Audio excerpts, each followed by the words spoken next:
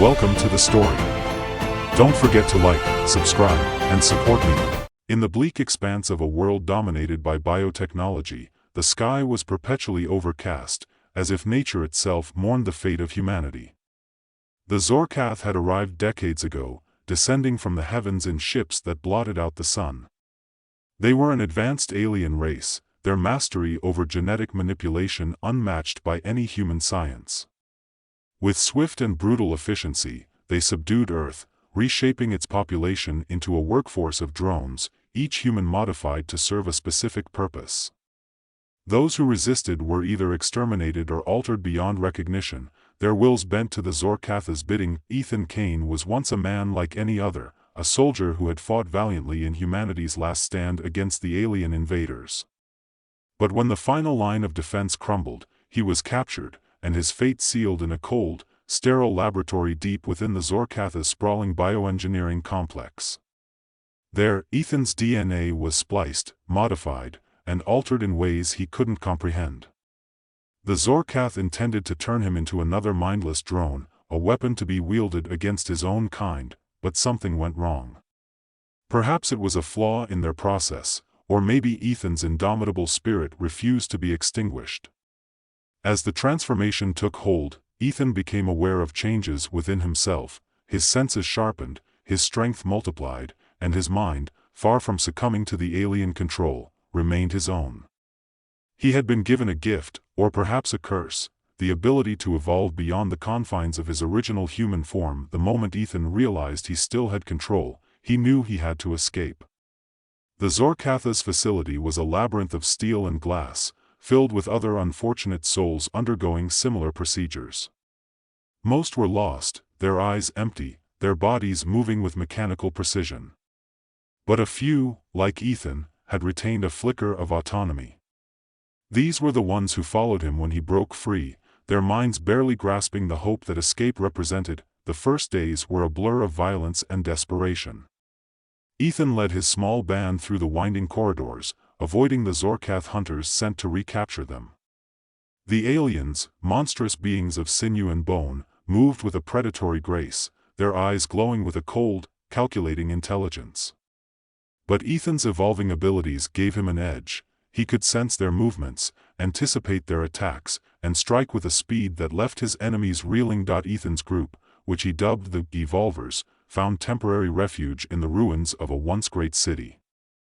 Here, among the crumbling buildings and overgrown streets, they began to regroup. Each of the Evolvers had undergone different modifications, their abilities varied and strange.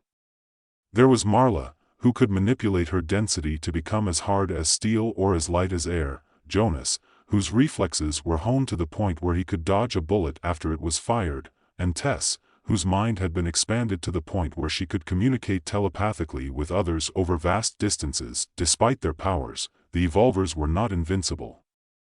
The Zorkath were relentless in their pursuit, sending wave after wave of hunters to reclaim their lost experiments.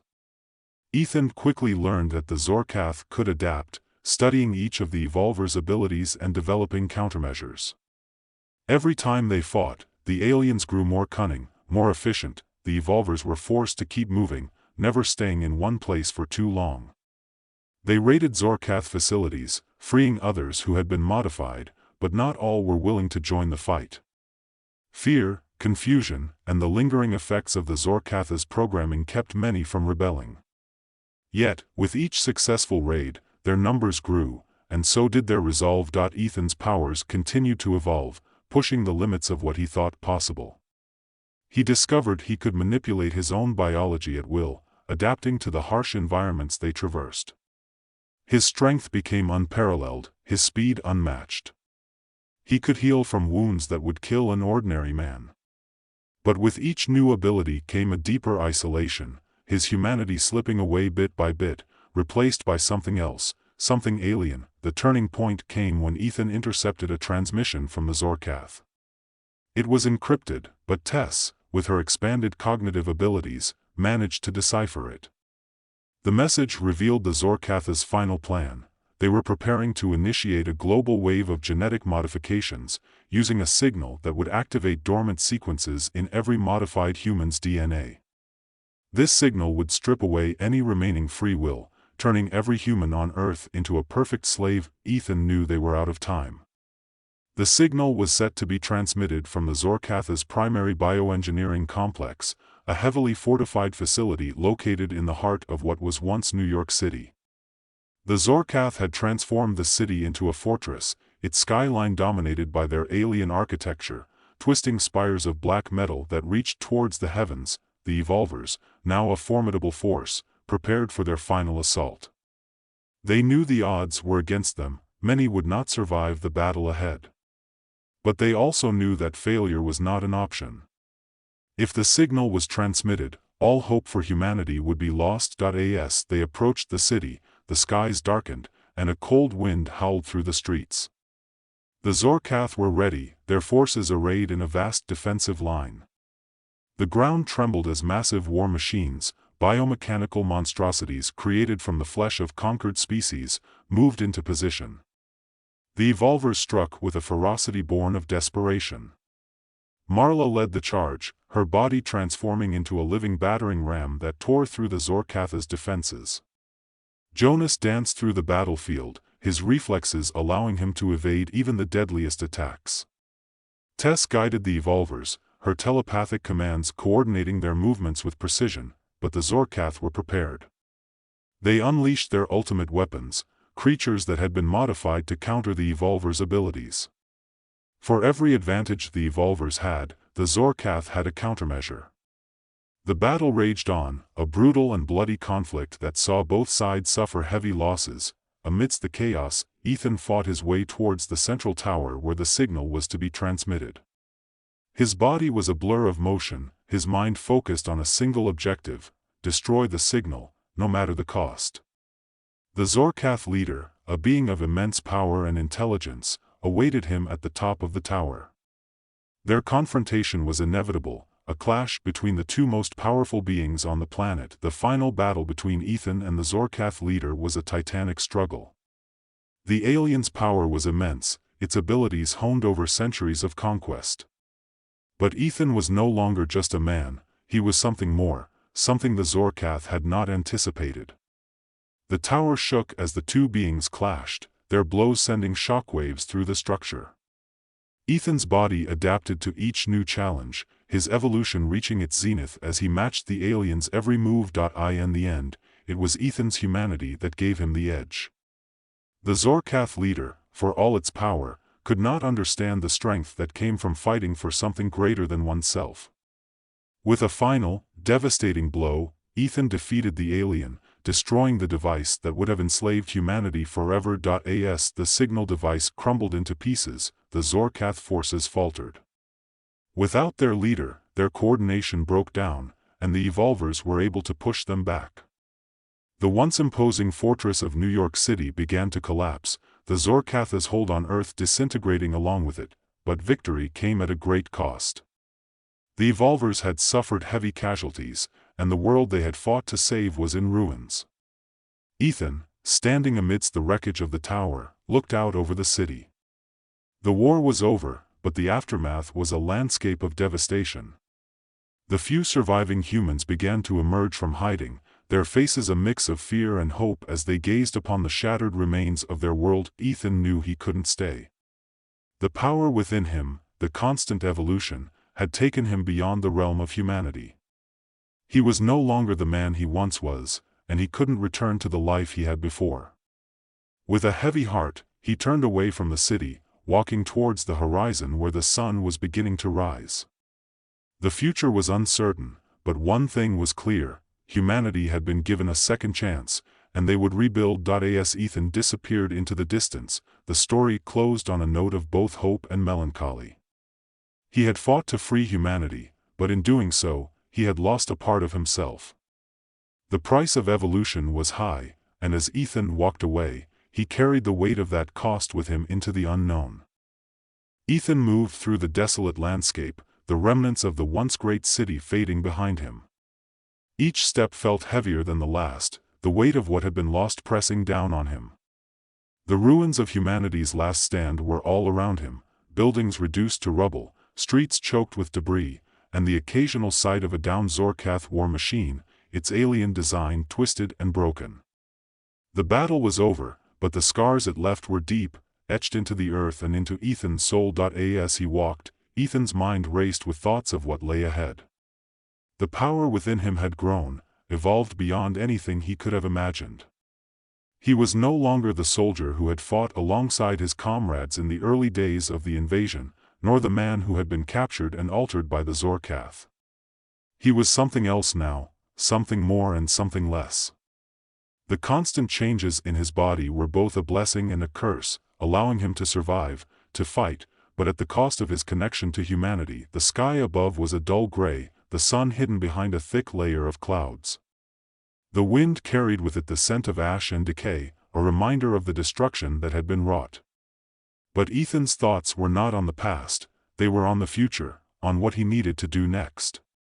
The Zorkath had been defeated, but their influence still lingered. Pockets of resistance remained, and the world was far from safe.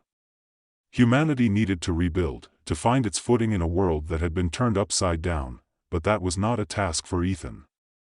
He knew that his place was no longer among the survivors. The power within him was unpredictable, ever-changing, and he feared what it might become. He had seen the toll it took on his body, the way it reshaped him, making him stronger, faster, but also more distant, more alien. He couldn't risk being near others, couldn't risk losing control. The last thing he wanted was to become a threat to those he had fought to protect. As the days passed, Ethan's journey took him further into the wilderness, away from the ruins of civilization. He followed no particular path, letting his instincts guide him through the barren landscape. His body continued to adapt, the changes becoming more subtle, more internal. He could feel his senses sharpening, his reflexes becoming more acute, his thoughts quicker, more precise. It was as if his mind and body were in a constant state of evolution, always seeking to improve, to overcome any obstacle that might arise, yet with each new ability, Ethan felt a growing sense of detachment. The things that had once mattered to him, his comrades, his memories of the world before the invasion, began to fade, replaced by a cold, analytical focus on survival. He knew that this was part of the evolution, part of the process that was turning him into something beyond human. And while it kept him alive, it also left him feeling increasingly isolated. One evening, as the sun dipped below the horizon, casting the sky in hues of orange and red, Ethan found himself standing at the edge of a vast desert. The sand stretched out before him, a sea of golden dunes that seemed to go on forever. There was a strange beauty to the scene, a stark contrast to the chaos and destruction he had left behind. But the desert was also a harsh, unforgiving place, where only the strongest could survive. Ethan knew that this was where he needed to go. The desert would test him, push him to his limits, force him to confront the changes within himself. It was a place where he could be alone, where he could continue to evolve without endangering others. And perhaps, in time, he would find a way to control the power that had been thrust upon him. He took a deep breath, the dry, warm air filling his lungs, and then he stepped forward, his boots sinking into the soft sand. The journey ahead would be long and difficult, but Ethan was prepared. He had no other choice. Days turned into weeks as Ethan made his way through the desert. The sun beat down relentlessly during the day, and the nights were cold, the temperature dropping sharply as soon as the light faded. Food and water were scarce, but Ethan's body adapted, needing less sustenance as his metabolism adjusted to the harsh conditions. His muscles grew leaner, more efficient, his skin toughening against the elements. The desert was a crucible, and Ethan was being forged into something new. As he traveled, he encountered remnants of the old world, abandoned outposts, long-forgotten settlements buried beneath the sands, and the occasional skeleton of a creature that had once roamed these lands.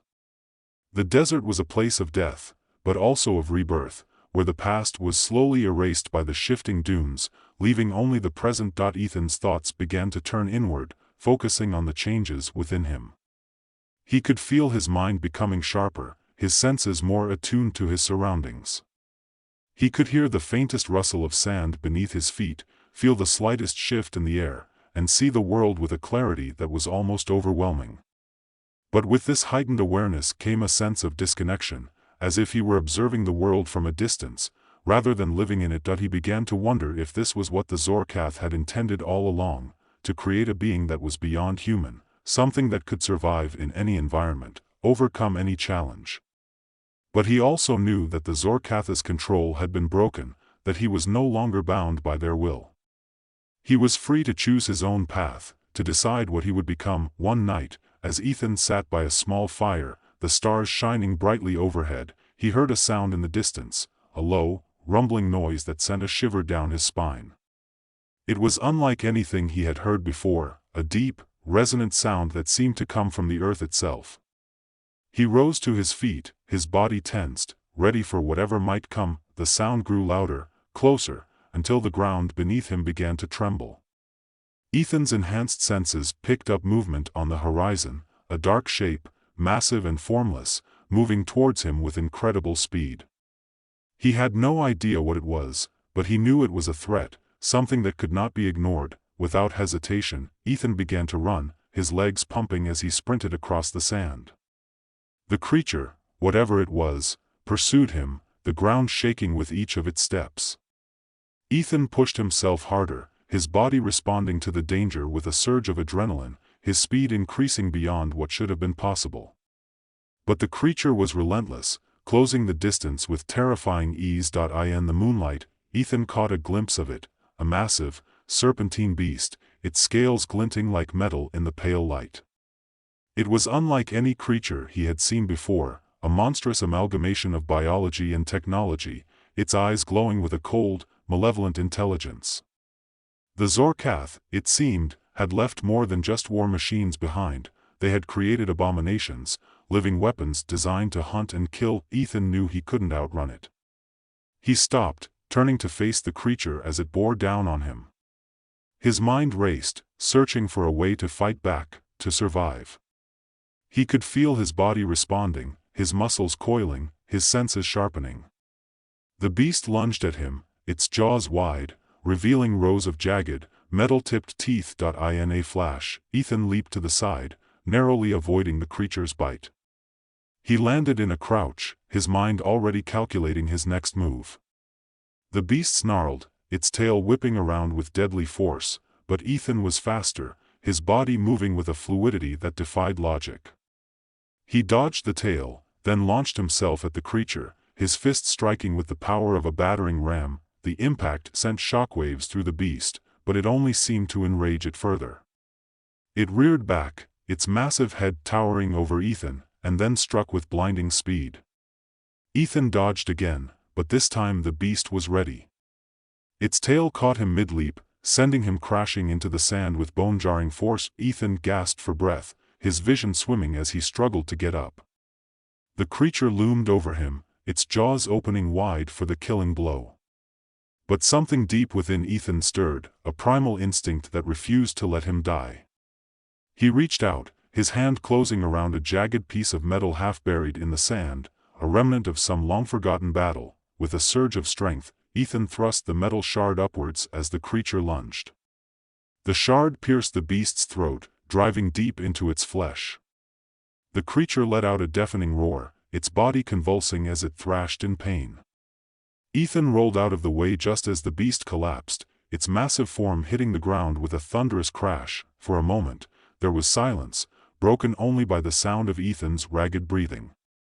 He staggered to his feet, his body aching from the impact, but his mind sharp, focused.